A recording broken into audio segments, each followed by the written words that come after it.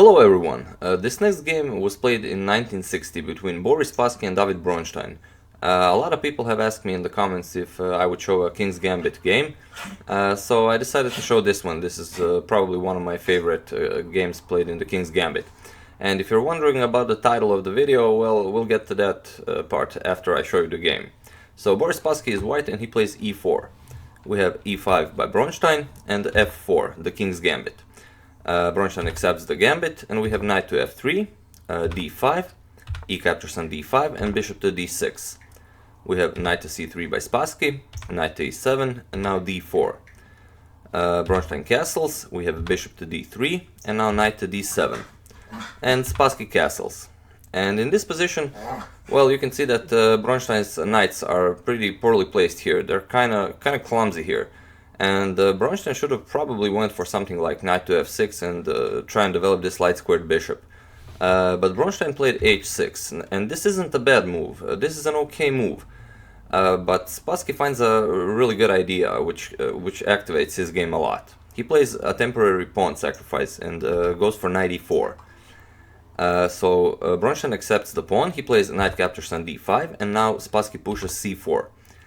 And if you look at this position, Bronstein can play something like knight to f6 or knight to e7, cramping his pieces again. Well, not knight to e7 because he would get c5.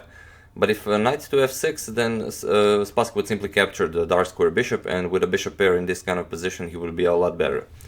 So Bronstein plays knight to e3.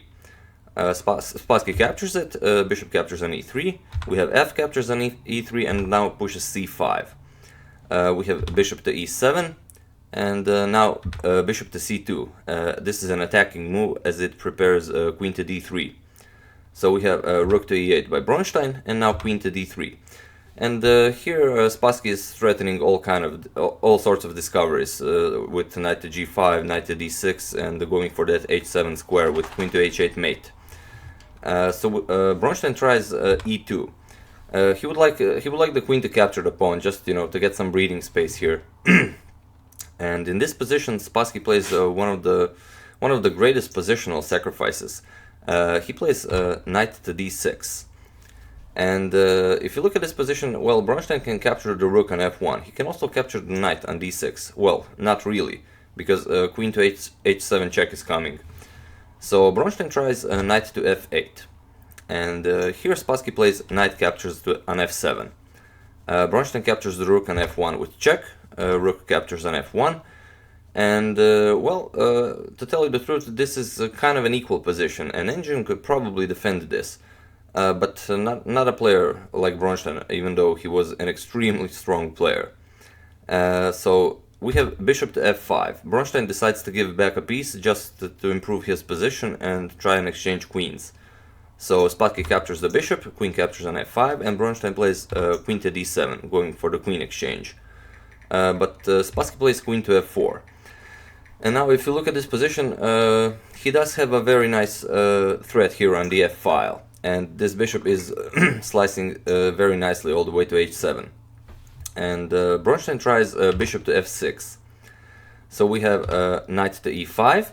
And, well, again, Bronstein doesn't want to capture the knight. Because after this knight captures here, he will have all sorts of checks again. With knight to g6 and queen to e4, it will be very unpleasant. So Bronstein tries queen to e7, and now Spassky really continues the attack. He plays bishop to b3.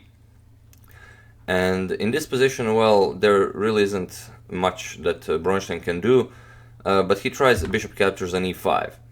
And now we have knight captures on e5. And Bronstein doesn't want to go with his king to h8, because he doesn't want to allow knight to f7 check. So he plays king to h7. And in this position, Spassky plays queen to e4, checking the king. And, well, after Spassky played this move, Bronstein resigned. Because if he moves the king, like, for example, let's say, I don't know, king to h8 or something, then this is completely over. It's actually a mate in 4. You would get rook captures on f8 with check, and after this rook is captured either by the queen, let's say queen captures on f8, you would get knight to g6 check, king to h7, knight captures on f8 with check, king to h8, and queen to h7 mate.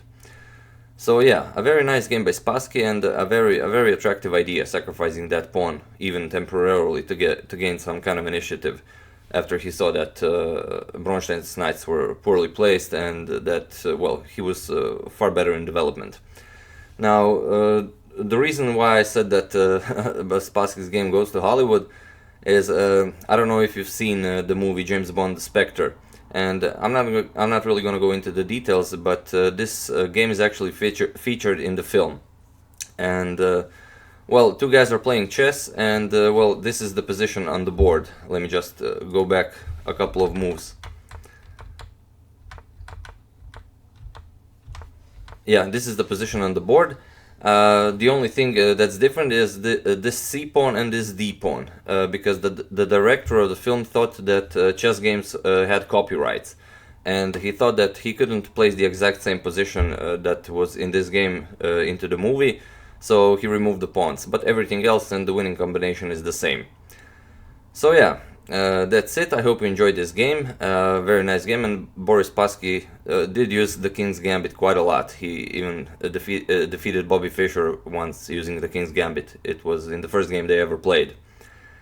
So yeah, I hope you enjoyed it, and as usual you can check two of my previous videos here, and I'll see you soon. Thanks for watching.